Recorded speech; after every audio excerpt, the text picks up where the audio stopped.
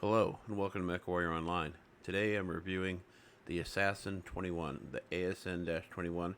This is a special variant, and this was given away about 6, maybe 7 years ago as a monthly mech, as I recall, maybe a loyalty, I can't remember exactly, it was a while ago.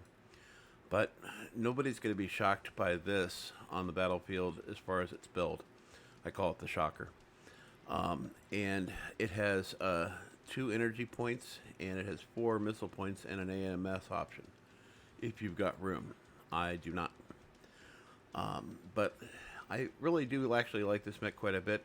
It serves its purpose on the battlefield, and it's basically for a backup frontline mech. It's got decent range, and it has the ability to do some good damage, but don't consider this to be a frontline mech. I don't.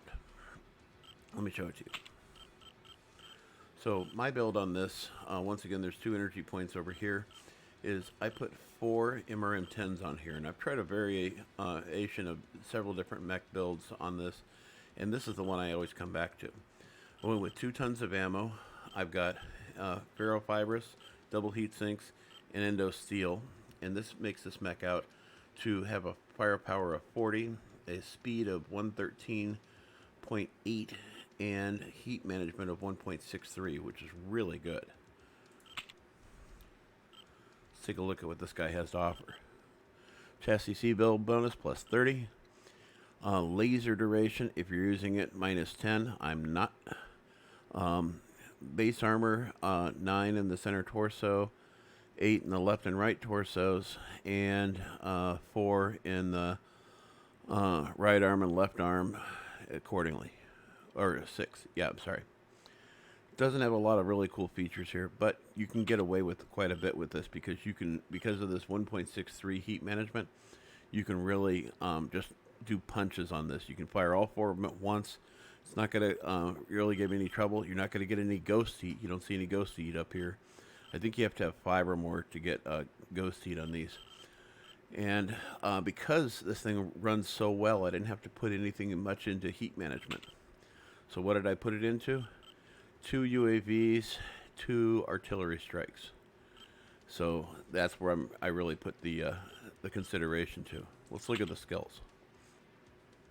Maxed out on range because I really want the range to be the best it possibly can on this mech.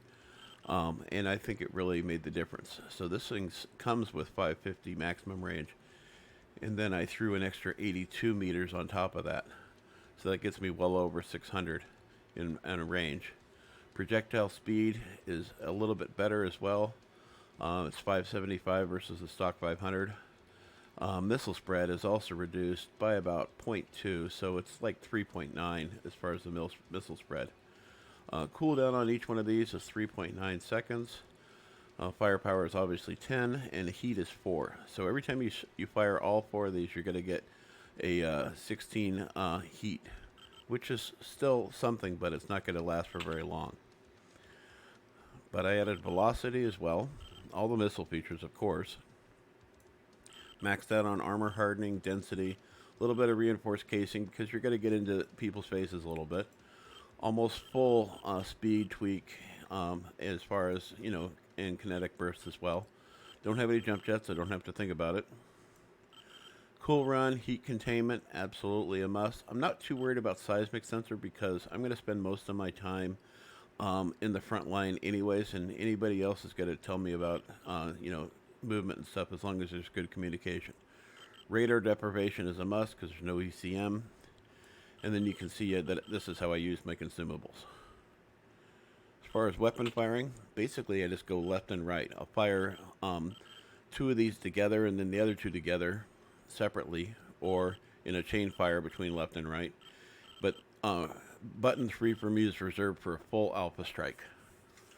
And when you throw 40 missiles at somebody, it's going to get their attention. Especially if you come in behind, and because this thing has a speed of 113, you can come in behind pretty easily and do an alpha strike. Just make sure you're right dead center in the middle of their body so that when you throw that alpha strike down, you're going to put them in the dirt, hopefully, or at least give them something to think about. I didn't go with any special camo on this because this is a special edition it comes with a really nice paint scheme. I didn't even change the colors. This is one of the few mechs I've ever owned that I didn't change anything on because I really just loved the way it looked. I didn't think I could add anything to this that would make this better. You can see you can change some of the colors and make it just a little bit different. I just thought this was perfect the way it was.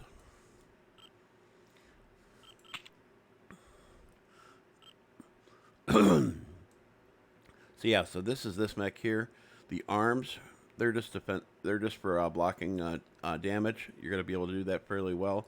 This has a really slender design here. It's tall enough that you can do some damage at close range and be able to take a little bit of punishment. But the silhouette from the side is really nice, and you can really, I don't know what else to say about this. It just really does the damage the way it's supposed to. It delivers on the promise. Some mechs I've bought or gotten over the years, I'm really disappointed with. This isn't one of them. Urban mechs, I don't have anything nice to say about them. Anyway, I hope to see you on the battlefield.